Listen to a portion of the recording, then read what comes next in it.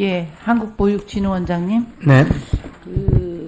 어린이집이 매년 감사하는 부분은 언론에도 굉장히 심각하게 나와 있고 또 많은 의원들이 지적을 한 바 있습니다. 최근 저출생의 여파로 초등학교부터 대학교까지 전국 곳곳 교육기관이 사라지고 있는데 그중 여파가 가장 큰 게 어린이집입니다. 최근 5년 동안 어린이집 한 어른만큼 폐원한 집 파악하고 계십니까? 네, 지금 어린이집 특히 가정 어린이집부터 네. 지금 많이 줄어들고 있고요. 네. 거의 반 이상 줄어들고 있는 상황. 반은 아니고요. 5년 동안 전체 어린이집이 21%가 네. 줄어들었습니다. 가장- 5군데 중 하나입니다. 정부 정책으로 국공립 시설은 늘어나고 있지만 폐원하는 사립 시설의 속도를 따라잡지 못하고 있습니다. 한번 이 표를 보시면 그게 나와 있고요. 가정 민간 어린이집과 같은 살인 어린이집의 가장 큰 장점은 접근성이라고 봅니다. 동의합니까? 네, 동의합니다.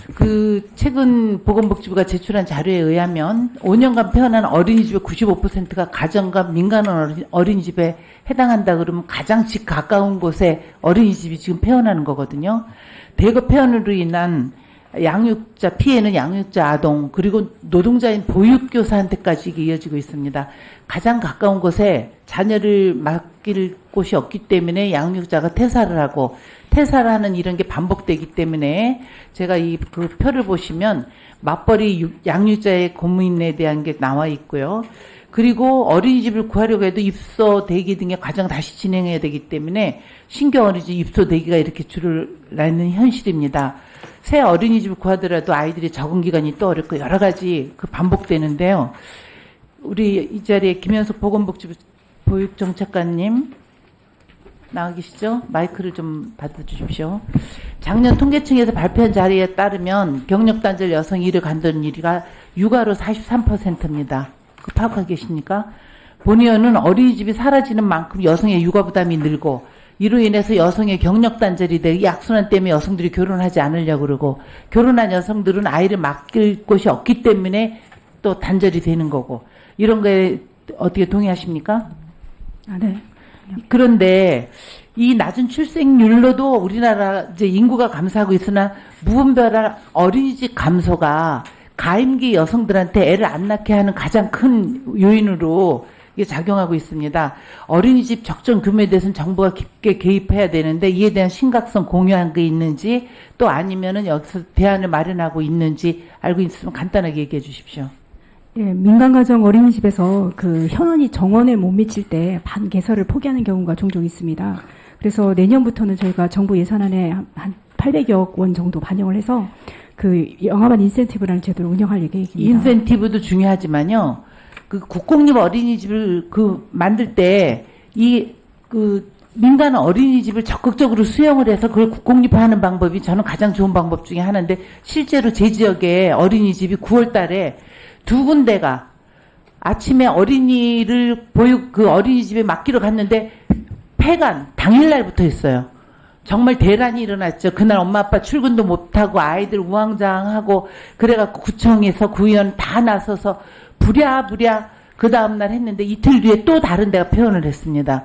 저는 이런 거 보건복지부에서 파악을 해갖고 보건복지부가 하는 일이 굉장히 많기 때문에 저는 이 부분을 전부 다 보건복지부가 담당할 수는 없지만 한국보육진흥원에 이런 업무를 적극적으로 맡겨야 된다고 생각하는데 어떻게 생각하십니까?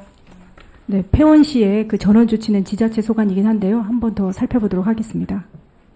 원장님, 네. 제가 질의한 거에 대해서 제가 보건복지부 국장님께 질의한 거에 대해서 어떻게 생각하십니까? 네, 답변. 지금 의원님께서 말씀하신 대로 제가 아까 반은 가정을 중심으로 얘기했는데요. 취약 지역, 특히 시골 지자체라든가 그쪽은 좀 많이 폐원되고 있기 때문에 저희 기관 입장에서는 좀 이런 것들을 좀 저희 복지부에서는 GIS 복지부하고 상의를 하셔갖고요. 네네. 국감까지는 제가 이거 다 자료를 할 수가 없으니까 올 우리가 예산하기 전까지 여기에 대해서 저희 방으로 논의를 해서 보고해 주시기 바랍니다. 네, 그렇게 하겠습니다. 예. 아동권리부장원장님께 네. 간단하게 질의하겠습니다. 우리 사회 가장 취약한 계층으로 자립준비 청년들이 있죠. 네. 자립준비 과정에서 더 어렵게 소외되는 중도 퇴소 아동이었습니다. 네. 그런데 제가 중도 퇴소 아이들이 정확한 통계를 물어봤어요. 근데 모르고 있더라고요. 그렇죠? 그리고 답변이 복지부의 협의에 신속하게 파악에 나설 것 이렇게 답변했어요. 직무유기라고 생각하는데 동의하세요? 이걸 잠깐 보면 언론만 확인해도 2021년도에 중도 퇴소 아동이 1367명으로 나와 있습니다. 근데 담당원이 이걸 모르고 있어요. 그래서 저는 이게 굉장히 심각하다고 보고요. 아동복지시설에서 퇴소한 아동들을 위해서 현재 자립수당과 자립정착금 지급하고 있습니다. 이 자립수당에 대해서 이 아동복지시설에 성인이 되는 아동 중심으로 이루어져 있습니다. 그렇죠? 근데 네. 중도 퇴소 아동은 제도를 몰라서 신청을 못하고 있어요. 네. 이게 있으나마나 한 제도죠. 작년에 아동복지시설을 중도 퇴소하고 교정이나 성폭력 피해자 지원시설 등 다른 시설로 간 아동이 99명인데요. 작년에 자립수당 신청한 건이 4건밖에 안 돼요. 99명 중에서. 그리고 자립정착금 신청은 3명밖에 안 돼요. 있으나 없으나는 원 아니겠어요? 네. 아동권리보장원 담당 부서에 물어보니까 개별 지자체에서 중도 퇴소 아동도 재량에 따라 지원할 수 있다. 이거는 답변하는 게 잘못된 거라고 생각하는데 원장님 어떻게 생각하십니까? 의원님들이 도와주셔가지고 지난 8월에 아동복지법 개정되면서 중도 퇴소 아동에 대한 지원과 관련된 달라지나요? 예, 달라질 것 같습니다. 여기에 대해서 내년도에 달라지는 계획하고 예산하고 네네. 그런 걸 좀 보내주십시오. 네, 알겠습니다. 현재 아동복지시설에서 중도 퇴소하려면 지자체에서 사례결정위원회를 거쳐야 되죠. 네, 네. 사례결정위원회가 중도 퇴소를 허가할 때 지자체나 시설이 아동에게 자립정착금 신청에 대해 의무적으로 고지하는 방법을 그거를 제안해야 된다고 하는데 어떻게 생각하십니까? 좋은 의견이시라고 생각합니다. 네. 이 개선- 반영하도록 하겠습니다. 이 개선 방안 반드시 만드셔갖고 네네. 예산안 할 때 같이 갖다 주십시오. 예, 복지부 인구아동 정책관님. 정책관 여러 이유로 아동복지시설에서 중도 퇴소하고 청소년 복지시설로 가면 복지반이 억압해서 지급하는 제도가 있죠. 네. 그러면 보건복지부 자립수당과 여가부 자립수당 모두 각각의 요건이 있습니다. 네, 맞습니다. 그 자립수당에 대해 간단하게 좀 얘기를 해주시고요.